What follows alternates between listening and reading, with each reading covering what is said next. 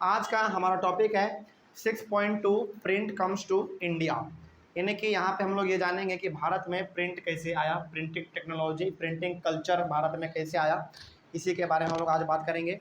तो आप हेडिंग डाल सकते हैं, हेडिंग आप बिल्कुल डाल सकते हैं कि the Portuguese influence on printing, यानी कि पोर्टुगीज के द्वारा ही कहीं ना कहीं भारत में प्रिंटिंग टेक्नोलॉजी आया होगा, पोर्टुगीज के द्वारा। ठीक है, पोर्टुगीज कौन लोग थे भाई? पुर्तगाल वाले लोग, है ना। चलिए इसके बारे में हम लोग बात करेंगे, यानी कि पोर्टुगीज वाले लोगों ने ही कहीं ना कहीं भारत में प्रिंटिंग टेक्नोलॉजी लाया। क्या लिखा हुआ इसके बारे में देखते हैं। The printing press first came to Goa with the Portuguese missionaries in the mid 16th century. यानी कि भारत में सबसे पहला जो प्रिंटिंग प्रेस आया वो कहाँ पे आया? गोवा में आया। कौन लाया? Portuguese missionaries. पोर्टुगीज मिशनरीज का मतलब कि पोर्टुगीज में भी हमारे कुछ ऐसे लोग होते हैं जो कि धर्म को फैलाते रहते हैं, धर्मगुरु होते हैं वहाँ पे भी। जैसे हमारे इंडिया में भी है ना धर्मगुरु, हिंदू का अलग है, मुस्लिम का अलग है, क्रिश्चियन का अलग है, फिर से हमारा सिख का अलग है धर्मगुरु, जो कि अलग अलग जगहों पर अपने अपने धर्म को फैलाते हैं। उसी प्रकार से पोर्टुगीज के मिशनरीज भी हैं, वो भी घूम घूम कर अपने अपने धर्म को क्या करते हैं? फैलाते हैं, अलग अलग जगहों पर घूमते हैं।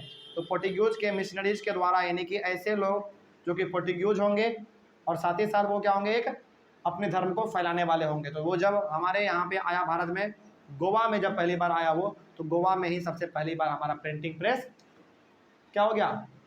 इन्वेंट हो गया। मतलब कि वहाँ पे पहली बार लैंड किया हमारा प्रिंटिंग प्रेस। ठीक है, तो इस बात को याद रखिएगा कि भारत में सबसे पहले प्रिंटिंग प्रेस कहाँ पे आया? गोवा में आया। किसने लाया? पोर्टुगीज मिशनरीज ने लाया। ठीक है, आगे कब लाया भाई? मिड 16th सेंचुरी में, यानी कि 16th सेंचुरी के बीच में ही ला दिया था। आगे उसके बाद Jewish priest learned Konkani and printed several tracts. यहाँ पे बात हो रहा है किसका? ज्यूइश का, ज्यूइश प्रीस्ट। अब ज्यूइश कौन है भाई?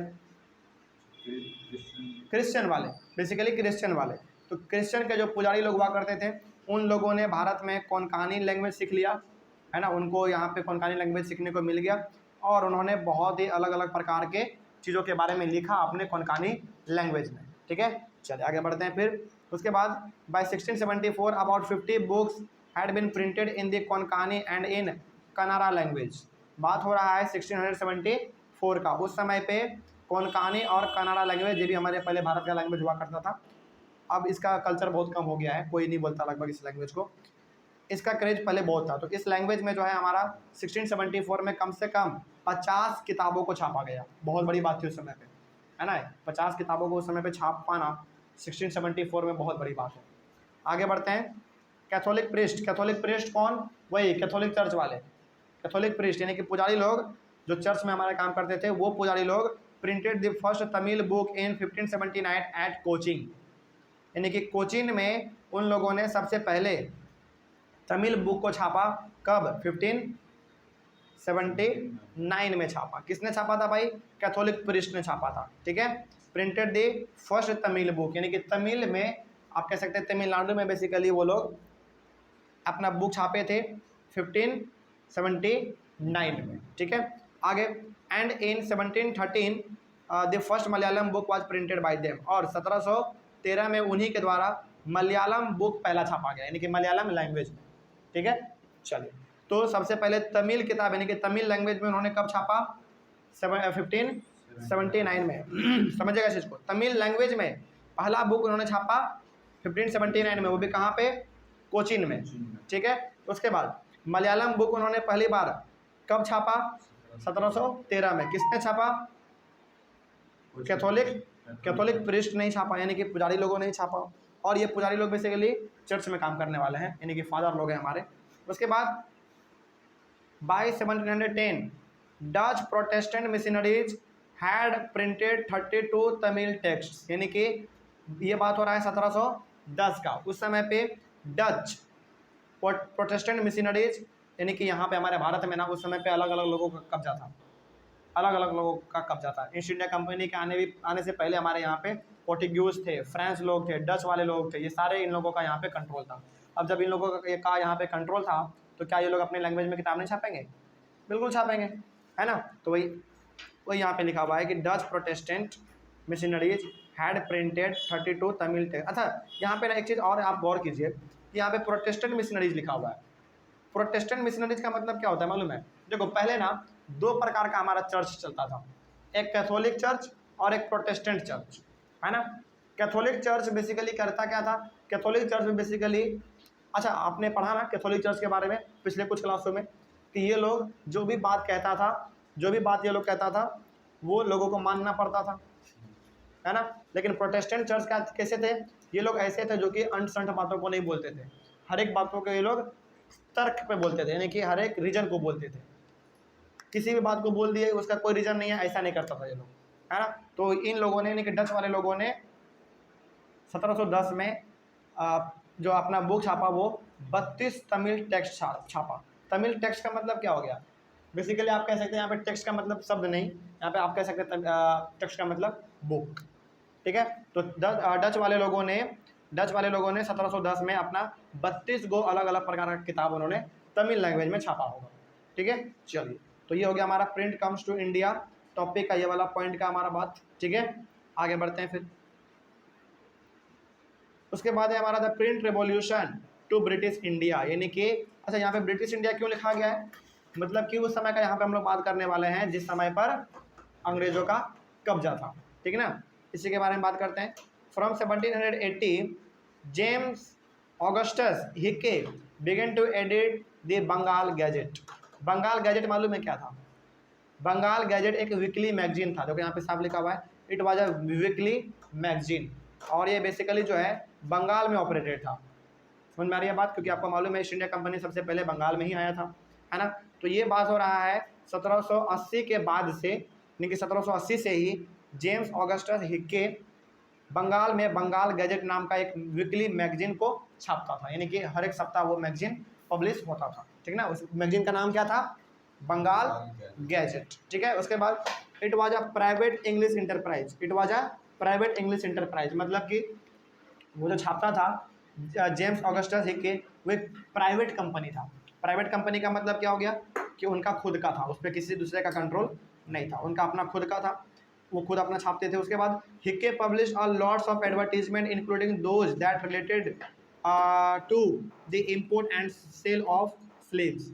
तो जो ये हिक्के थे, यानी कि जेम्स ऑगस्टस हिक्के, ये केवल और केवल बंगाल गैजेट को ही नहीं छापते थे, यानी कि केवल मैगजीन नहीं छापते थे, साथ ही साथ ये जो है अपना अलग अलग प्रकार का किताब भी या फिर न्यूज़पेपर भी ये लोग भी हो ये छापा करते थे। जैसे उसमें क्या क्या लिखा रहता था? एडवर्टीजमेंट का भी बात होता था, साथ ही साथ import and sale of slaves, यानी कि व्यापार के बारे में भी होता था, और गुलामों के खरीद बिक्री के बारे में भी बात होता था। जैसे पहले क्या होता था? पहले आदमी को ही खरीद लिया जाता था काम करने के लिए, है ना। तो ये सब चीज़ भी ये अपने यहाँ पे लिखा करते थे, अपने प्रिंटिंग प्रेस से ये लोग छापा करते थे। कौन छापते थे? Basically James Augustus Hicky. तो याद रखिएगा इस चीज़ को आपसे पूछा जाएगा कि जेम्स ऑगस्टस हिक्के जो है किस नाम का मैगजीन चलाते थे? बंगाल गैजेट नाम का चलाते थे, ठीक है। इनका ये अपना खुद का था, प्राइवेट था। उसके बाद ये एडवर्टीजमेंट से रिलेटेड चीज़ों को भी छापते थे, है ना। इम्पोर्ट और सेल ऑफ स्लेव्स के बारे में भी छापते थे, यानी कि गुलामों को कैसे खरीदा जा रहा है, कैसे बेचा जा रहा है, इसके बारे में भी ये लोग लिखते थे, यानी कि हर एक प्रकार के इवेंट को डिस्कस करता था अपने प्रिंटिंग प्रेस के द्वारा, ठीक है। उसके बाद he also publish a lot of gossip about the companies senior officials in India. इसके साथ ही साथ ईस्ट इंडिया कंपनी के बड़े बड़े ऑफिसर्स के द्वारा क्या निर्णय लिया जा रहा है, क्या एक्शन लिया जा रहा है, ये भी अपना लिखता था। क्यों ये लिख पा रहा है? क्योंकि इसका अपना खुद का है, इस पर किसी का कंट्रोल नहीं है, तो इसको जो अच्छा लग रहा है ये लिख दे रहा है अपना, ताकि लोग क्या कर सके, जान सके, पढ़ सके अंग्रेजों के बारे में, है ना। ये खुद एक अंग्रेज था, लेकिन ये खुद अंग्रेजों के बारे में ही लिखता था, है ना। यानी कि अंग्रेज के बड़े बड़े ऑफिसर्स क्या निर्णय ले रहे हैं, क्या सोच रहे हैं, उनका क्या मीटिंग हो रहा है, ये सब चीज़ों के बारे में भी ये लिख देता था, ठीक है। आगे enraged by this Warren Hastings persecuted Hickey and warned them not to damage the image of the colonial government। तो यहाँ पे हमारे सामने आते हैं वॉरेन हेस्टिंग। वॉरेन हेस्टिंग अंग्रेजों का बहुत बड़ा ऑफिसर था, ये आते हैं सामने और जेम्स ऑगस्टस हिक्के को कहते हैं कि भाई तुम हमारा आदमी हो के तुम मेरे बारे में गलत सलत क्यों छाप रहे हो, है ना। लेकिन जेम्स ऑगस्टस हिक्के जो थे ये अपना काम बखूबी निभा रहे थे। क्यों भाई? क्योंकि ये एक क्या है, बेसिकली आप कह सकते हैं कि ये एक न्यूज़पेपर को छापने वाला इंसान है, और न्यूज़पेपर पे किसी का कंट्रोल नहीं होना चाहिए। आप समझ आ रही है? यानी कि आप कह सकते हैं कि जो सोशल मीडिया है, यानी कि जो हमारा न्यूज़ है, टेलीविज़न है, ये हमारा क्या है, डेमोक्रेसी का चौथा स्तंभ है, कहा गया ना ऐसा, है ना। वही चीज़ यहाँ पे जो है जेम्स ऑगस्टस हिक्के वही चीज़ों को छापता था जो कि इनको सही लगता था और जो कि एक्चुअल में हो रहा है ना। लेकिन ये चीज़ बुरा लग गया किसको, ईस्ट इंडिया कंपनी को। तब आकर वैरेन हेस्टिंग आते हैं इनके पास और कहते हैं कि हिक्के साहब तुम मेरे बारे में या फिर अंग्रेजों के बारे में ऐसा क्यों छाप रहे हो गलत सलत, यार तुम हमारे आदमी हो, तुम हमारे ही बारे में गलत छाप रहे हो, है ना। उसको वार्निंग दिया कि तुम अगले बार से यदि छापे तो फिर अलग होगा, इंजाम इसका अलग होगा, तो इसके बारे में सोच लेना। तो यहाँ से जो है थोड़ा बहुत कंट्रोल हो गया किसके ऊपर, किसके ऊपर, जेम्स ऑगस्टस हिक्के के ऊपर कंट्रोल कर लिया गया ईस्ट इंडिया कंपनी के द्वारा कि तुम कोई भी चीज़ यदि छापोगे, यदि गलत निकला तो फिर तुम्हारे ऊपर कार्रवाई भी होगा, ठीक है। लेकिन जेम्स ऑगस्टस हिक्के अपना काम बखूबी निभा रहा था, जो इनको अच्छा लग रहा था, जो सही था, जो इन्वायरमेंट में हो रहा है वो इसको बेफिक्र होके छापता भी था, ठीक ना। चलिए आगे बढ़ते हैं फिर। तो अगले वाले क्लास, अच्छा यहाँ तक में कोई डाउट समझ में आया हर चीज़। चलिए ऑनलाइन वाले बच्चे, आप लोगों को कहीं पर भी किसी प्रकार का कोई डाउट रहा होगा तो आप एक बार कमेंट कर लीजिएगा, ठीक ना। अगले वाले क्लास में हम लोग डिस्कस करेंगे अपना 7th नंबर टॉपिक, जिसका नाम है religious reform and public debates, ठीक ना। चलिए मिलते हैं अगले वाले क्लास में। Thank you very much and have a nice day.